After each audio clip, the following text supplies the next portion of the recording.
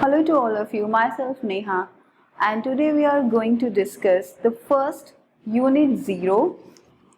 Let's get ready for class 5th, and we are going to brush up our English grammar section. We have already done few questions from that exercise. हमने कुछ question कर लिए हैं इस exercise से, and we are up to doing rest of the exercise in our today's video lecture. Fine, so we will start. So have a look at the question number 6. Question number 6 को एक बार जरा हम पढ़ते हैं और समझते हैं. Look at how frequently Raj does various things. Then fill the chart for yourself. Choose and write 8 sentences from the chart. You have given a kind of chart. आपके पास एक चार्ट है और आपको इस चार्ट में डिफरेंट ऑप्शन दिए हैं. सबसे पहले आपको ऑप्शन दिया है ऑलवेज का, यूजुअली का, ऑफन का, समटाइम का और नेवर का. एक्चुअली ये जो वर्ड दिए हैं they are called the adverb of frequency. जब हमने kind of adverb in previous classes we have learn about kind of adverb. Kind of adverb हमने पढ़ा था और एडवर्ब के काइंड ऑफ एडवर्ब में से एक काइंड है एडवर्ब ऑफ फ्रीक्वेंसी. आप याद करें एडवर्ब ऑफ फ्रीक्वेंसी क्या है. फ्रीक्वेंसी होता है at what interval we do something, कि किस इंटरवल पर यानी कि समय समय पर किस टाइम पर हम कोई काम करते हैं, that is called the frequency. ये फ्रीक्वेंसी बहुत जल्दी भी हो सकती है, देर भी हो सकती है और नेवर भी हो सकती है. तो काम के करने की जो गति होती है, स्पीड होती है, उसको हम फ्रीक्वेंसी कहते हैं और यही है एडवर्ब ऑफ फ्रीक्वेंसी. आपके पास एक सब्जेक्ट है राज, दूसरा सब्जेक्ट है यू. आपको इन सब्जेक्ट को यूज करना है, आपको एडवर्ब ऑफ फ्रीक्वेंसी को यूज करना है और उसके बाद आपको ये वर्ब रीड को यूज करना है और ये ऑब्जेक्ट को यूज करना है. इन सारी चीजों को इन अ करेक्ट मैनर यूज करते हुए आपको एक सेंटेंस क्रिएट करना है. फाइन. सो हम पहला लेते हैं. हमारे पास सब्जेक्ट है राज. ऑलवेज का पहले मैं आपको इन सब के मीनिंग बता देती हूँ ताकि आपको सेंटेंस क्रिएट करने में इजी हो. ऑलवेज का मतलब होता है हमेशा, यूजुअली का मतलब होता है अक्सर, ऑफन का मतलब भी अक्सर लेते हैं हम, समटाइम्स का मतलब कभी कभी, नेवर का मतलब कभी नहीं. तो इन सारे सेंटेंसेस को आप कैसे सॉल्व करेंगे. सबसे पहले हम सब सेंटेंस स्ट्रक्चर में देखते हैं, हमने पढ़ा हुआ है. तो सबसे पहले हम अपना सब्जेक्ट लिखते हैं और हमारा सब्जेक्ट है राज. तो मैंने अपना सब्जेक्ट राज लिख दिया. अब उसके बाद क्या लिखूंगी मैं, राज. मेरे पास एडवर्ब ऑफ फ्रीक्वेंसी क्या है, ऑलवेज है. अब मैं यहां लिखूंगी राज ऑलवेज. तो जो समझने की चीज ये है कि जब हमारे पास कोई एडवर्ब ऑफ फ्रीक्वेंसी हो तो हम उसको सीधा डायरेक्ट अपने सब्जेक्ट के बाद राइट डाउन करते हैं. राज ऑलवेज रीड्स स्टोरी बुक्स. ये आपने एक सेंटेंस सक्सेसफुली क्रिएट कर लिया. यहाँ पर दूसरी जो इम्पोर्टेंट चीज है वो ये है कि आपको अपनी सब्जेक्ट और वर्ब के बीच में रिलेशन क्या होता है वो भी देखना पड़ेगा. जब मेरे पास राज एक सिंगुलर सब्जेक्ट है तो यहाँ मैंने अपनी वर्ब प्लूरल रखी है. जब मेरे पास यू सब्जेक्ट आएगा, यू जो अपने आप में कंसीडर होता है एक प्लूरल सब्जेक्ट. अब मैं यू से बनाती हूँ, you always read story book.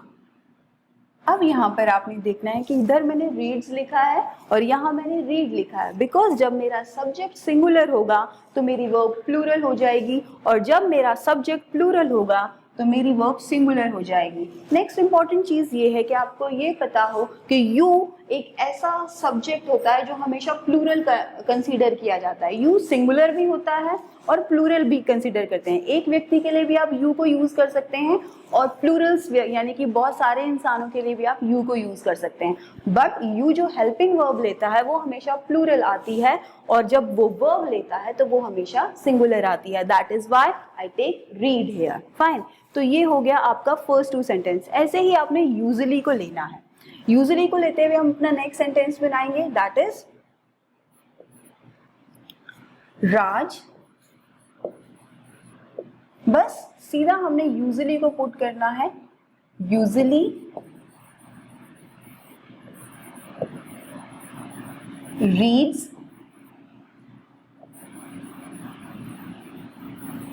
Story book. Sentence का मतलब होगा कि राज अक्सर जो है स्टोरी बुक्स पढ़ता है। यहाँ पर ऑलवेज का मतलब है कि राज हमेशा स्टोरी बुक्स पढ़ता है, और यूजुअली का मतलब हुआ कि राज अक्सर स्टोरी बुक्स पढ़ता है। सेकेंड, अगर हम इस सेम सेंटेंस को यू करके बनाएंगे तो सेम ही बनेगा, जैसे you usually read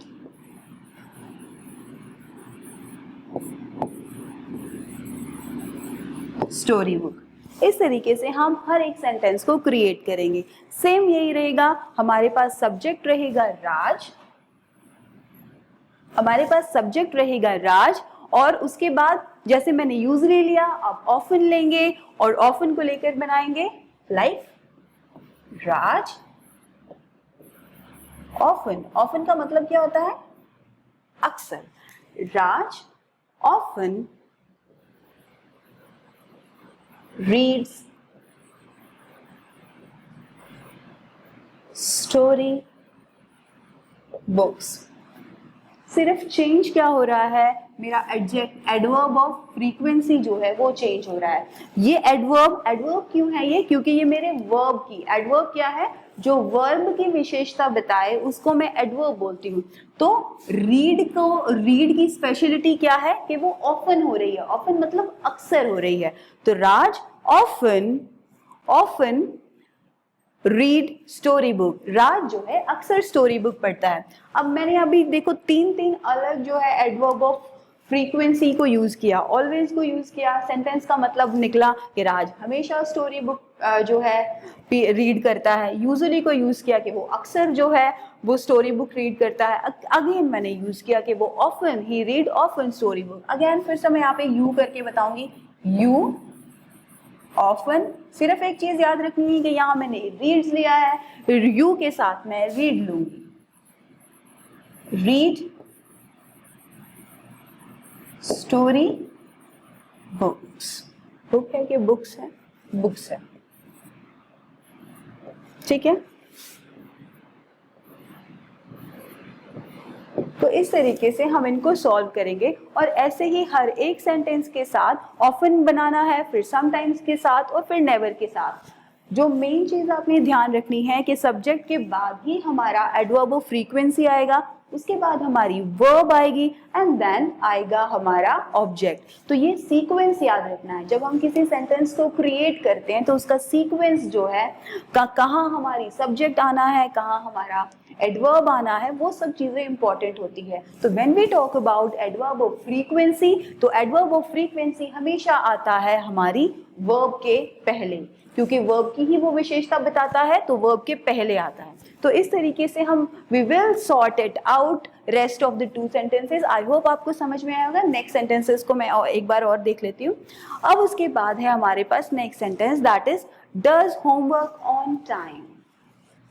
again subject मेरे पास राज है, दूसरा सब्जेक्ट मेरे पास यू है, ऑलवेज है, यूजुअली है, ऑफन है, समटाइम्स है, नेवर है। इन सब की मीनिंग हमें पता है, और अब हम इनको सॉर्ट आउट करेंगे। सबसे पहले हम लेते हैं राज डज। राज क्या लिखेंगे? राज ऑलवेज डज होमवर्क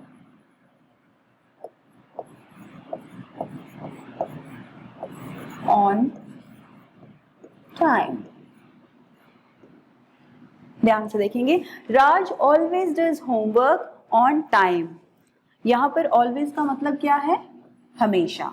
राज हमेशा अपना होमवर्क टाइम पर करता है। तो राज मेरा सब्जेक्ट हो गया, ऑलवेज हो गया मेरा frequency, adverb of frequency, does हो गई मेरी वर्ब, और मैंने आपको पहले ही बताया है कि जो आपकी वर्ब है उसके आगे आप अपने एडवर्ब को यूज करेंगे। एडवर्ब की जगह क्या है? एडवर्ब ऑफ फ्रीक्वेंसी की जगह क्या है कि आपकी जो वर्ब है उससे ठीक पहले, उसके बाद आपका ऑब्जेक्ट आएगा।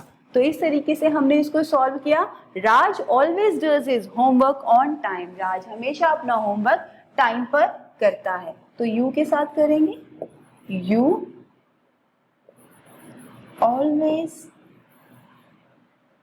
Do, you always do homework. अब फिर से वही चीज आपने समझनी है कि यू के साथ हमने डज नहीं डू लगाना है। You always do homework on time. Fine. तो इस तरीके से आपने इसको सॉल्व करना है। ऐसे ही आप यूजुअली को लेंगे। यूजुअली को कैसे लेंगे आप?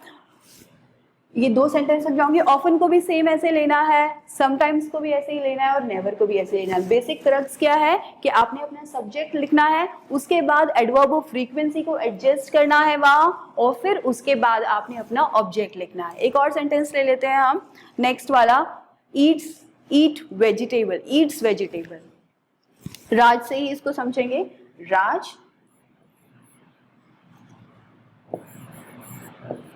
Always Yeats. सिर्फ ये ध्यान रखना कि वर्ब कहां पर सिंगुलर होनी है और कहां पर वर्ब प्लूरल होनी है। अगर आपका सब्जेक्ट सिंगुलर है तो वर्ब जाएगी आपकी प्लूरल। राज ऑलवेज ईट्स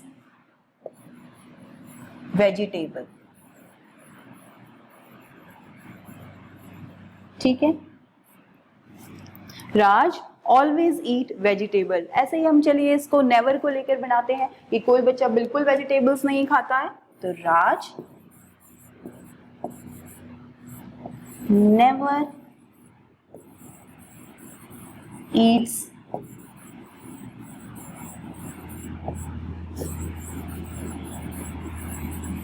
वेजिटेबल्स।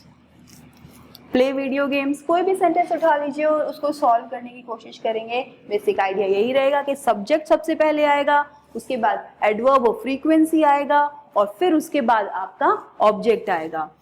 वर्ब के लिए आपको ध्यान रखना है कि जब आपकी सब्जेक्ट सिंगुलर होगी तो वर्ब प्लूरल होगा, सब्जेक्ट प्लूरल होगा तो वर्ब सिंगुलर होगी। और यू क्योंकि अपने आप में एक प्लूरल सब्जेक्ट है, प्लूरल हेल्पिंग वर्ब लेता है, इसीलिए हमने यहाँ पर डू की जगह डज किया है। और अगर इसी सेम सेंटेंस को मैं यू के साथ बनाऊंगी तो क्या लिखेंगे? You never vegetable.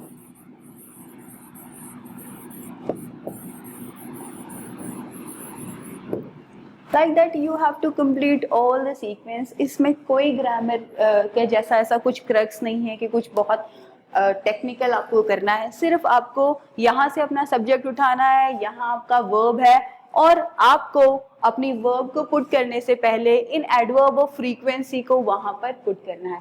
This is how you will sort it out question number 6। I think आपको सबको समझ में आया होगा। अब आ जाओ, now we switch to the question number 7। Question number 7 is related to tense. जिनको टेंस के बारे में नॉलेज होगी, they can only sort it out। वो लोग इसको अच्छे से सॉर्ट आउट कर पाएंगे और समझ भी पाएंगे। मैं कुछ ब्रीफ आपको करूंगी टेंसेस के बारे में, और क्वेश्चन क्या है उसको पहले रीड कर लेते हैं। Complete the passage with the correct form of verb given in the bracket. जहां पर भी वर्ब की बात आती है समझिए वहां पर टेंस की बात आती है। You are only fill the correct verb when you know about the tenses। जब आपको टेंसेस के बारे में नॉलेज होगी तब आप वर्ब को अच्छे से फिल कर पाओगे। ठीक है, हम यहाँ पर एक बात करते हैं। पहले आप सिर्फ उस पैराग्राफ को, गिवन पैराग्राफ को समझ लेंगे, उसकी सेंस को समझेंगे, then you will come to know about the tense. And once you come to know about the tense you will easily get the correct verb। fine। हमारे पास है we are 4 brothers। हम चार भाई हैं, वी आर 4 ब्रदर, हम चार भाई हैं, and we live in different part of Delhi, और हम दिल्ली के अलग अलग डिफरेंट पार्ट्स में रहते हैं। प्रेजेंट टेंस है, प्रेजेंट इनडेफिनिट टेंस है। वन डे, तो जहां पर एक प्रेजेंट टाइम की बात की जा रही हो that is present indefinite tense, और वर्ब की फर्स्ट फॉर्म है that we are 4 brothers, we live in, first form of verb है ना बच्चे, तो जहां फर्स्ट फॉर्म ऑफ वर्ब है वहां पर आपका present indefinite. We live in different part of Delhi one day. अब इसने इस प्रेजेंट इनडेफिनिट को यहां पर खत्म किया, अब इसने एक पुरानी बात को बताना या नरेट करना शुरू करा। जब हम पुरानी बातों को बताते हैं दैट वन डे, एक दिन, all of our family met together, कि एक दिन हम सब जो चारों भाइयों की फैमिली थी वो मिली टुगेदर फॉर अ रीयूनियन, कि हम रीयूनियन के लिए, दोबारा से मिलने के लिए हम इकट्ठे हुए मिले। ये बात यहाँ पर पास्ट की है, वी मैट, ठीक है। यहाँ पर आएगा मीट की सेकेंड फॉर्म। जब when we talk about past indefinite, तो पास्ट इंडेफिनिट वो टेंस है जो सेकेंड फॉर्म ऑफ वर्ब लेता है, और ये ही वो टेंस है केवल पास्ट इन जो सेकेंड फॉर्म ऑफ वर्ब लेता है। सिर्फ past indefinite takes the second form of verb, ये हमेशा याद रखना। तो मीट की सेकेंड फॉर्म है met, so our families met together for a reunion, तो हमारी families जो हैं एक दिन reunion के लिए मिल चुकी हैं। After sometimes our elder brother dash us that, कुछ देर के बाद हमारे बड़े भाई ने हमें बताया, मतलब ये सारा काम हो चुका है, सिर्फ आपको एक बात बताई जा रही है। तो जो बात हो चुकी है और जिसके पीछे था नहीं लगता है, तो बताया, गया, खाया, ये सारी चीजें क्या है, पास्ट इंडेफिनिट। तो भाई ने बताया, तो टेल फर्स्ट फॉर्म है, और टेल की सेकंड फॉर्म क्या हो गई, told. Our elder brother told us that his family spent many years living in overcrowded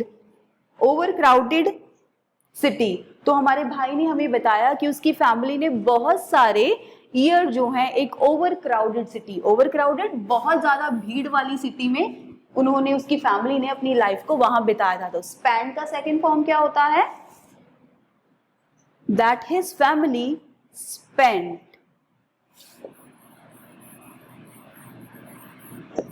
that his family spent many years living in overcrowded city, कि उसकी family ने बहुत सारे ईयर जो हैं एक बहुत भीड़ भाड़ वाली जो है सिटी में उन्होंने बिताए। ओवरक्राउडेड, क्राउड का मतलब होता है भीड़, ओवरक्राउडेड मतलब जो बहुत ज्यादा भीड़ वाली सिटी हो, वहां उन्होंने अपनी लाइफ के बहुत सारे साल बिताए।